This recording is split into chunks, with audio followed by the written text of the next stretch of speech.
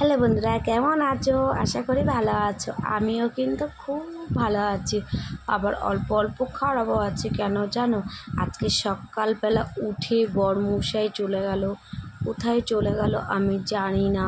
তো আমার মন খারাপ হয়ে গেল। হঠাৎ বরমশাই ঘুমেতে উঠে পর কোথায় গেল, আমার তো মাথায় কাজ করছে না যে কোথায় চলে গেল সকালবেলা উঠে। তো বরমশাই কোথায় গেছে দেখো, বরমশাই গেছিলো বাজারে আমার জন্য ফেভারিট খাবার আনতে। তো দেখো নিয়ে এসছে চিংড়ি মাছ, লোটে মাছ, মাছের মাথা নিয়ে এসছে, মটন। আর চলো রান্না করি। আমি একটু ভাজা করে নিচ্ছি, মশলা পেস্ট করে নিয়েছি। আর মাংসটা একটু মাখিয়ে রেখেছি নরম হওয়ার জন্য। মাংস মাখিয়ে রাখলে নরম হয়ে যায়, তোমরা জানো, আর খাসির মাংস যেহেতু। তারপরে আমি মশলাটা বসিয়ে দিয়েছি, মশলাটা একটু কষা করছি, যে একটু তেল ছেড়ে দেবে তারপরে রান্না করব। তারপরে দেখো আমি এদিকে মাংসটা করতে এদিকে নিয়েছি ওলের ডাঁটা কেটে নিয়েছি। ওলের ডাঁটা দিয়ে কী করবো, পুঁই শাকটা করবো। আর ওলের ডাঁটা দিয়ে কী করবো দেখাচ্ছি। আর আমি ওলের ডাঁটা করার জন্য মশলা নিয়ে নিয়েছি, আলু কেটে নিয়েছি। এবার ওলের ডাঁটা দিয়ে আমি মশলা দিয়ে কী করবো বলো তো, আমি করব কি বলো তো, এই চিংড়ি মাছ। আর কি সুন্দর করে বেছে বুছে সাজিয়ে রেখে দিয়েছি, কি সুন্দর লাগছে, কত বড় বড়।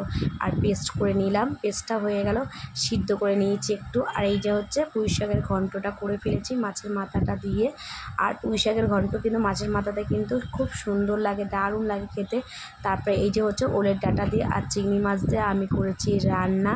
কেমন লাগছে অবশ্যই কমেন্টে জানিও। আর তোমরা কারা কারা খেতে ভালোবাসো সেটাও জানাতে ভুলবে না। তারপরে এই যে মাটনটা রান্না করেছি, কেমন হচ্ছে বলো। আর তোমাদের আগেই বলেছে আমি একটু লাল লাল হলে আমার খেতে খুবই ভালো লাগে। তো আমি যে কটা দেখাই সব জন্য লাল লালই হয়। আর দেখো আমি কত ভাত নিয়ে নিয়েছি, আজকে আমি অনেক ভাত খাবো।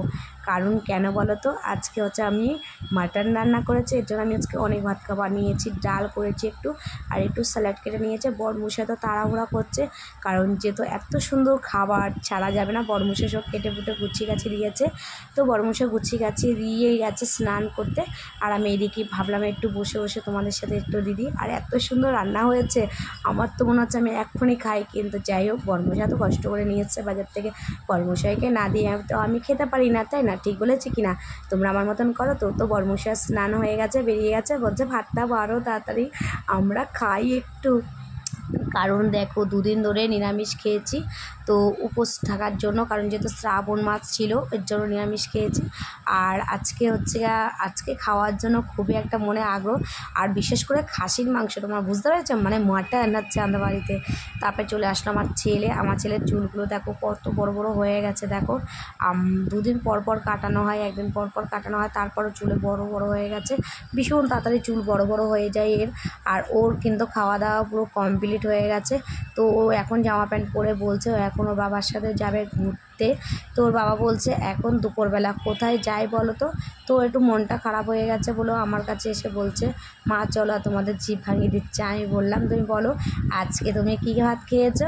তো আনন্দ করতে জিভ ভাঙাচ্ছে। তারপরে দেখো টেডিটাকে শুইয়ে দিয়েছে, আর বলছে মা দেখো টেডি ঘুমাচ্ছে। আমি ওকে ঘুমাতে বলেছি বলে টেডিকে বলছে ঘুমাতে, বলছে আমার জায়গায় টেডি ঘুমাচ্ছে। আর সারা জানলাতে পুরো উল্টে ভরিয়ে ফেলে দিয়েছে, দেখেছো। আর তারপরে নেমে যাচ্ছে, ওর বাবা বলেছে ভাত ভাততে, আর আমি ভাত ভাতে চলে যাচ্ছে বলে আমার পিছন চলে যাচ্ছে। আমি আবার একটু ভিডিও করে নিলাম, দেখো কীভাবে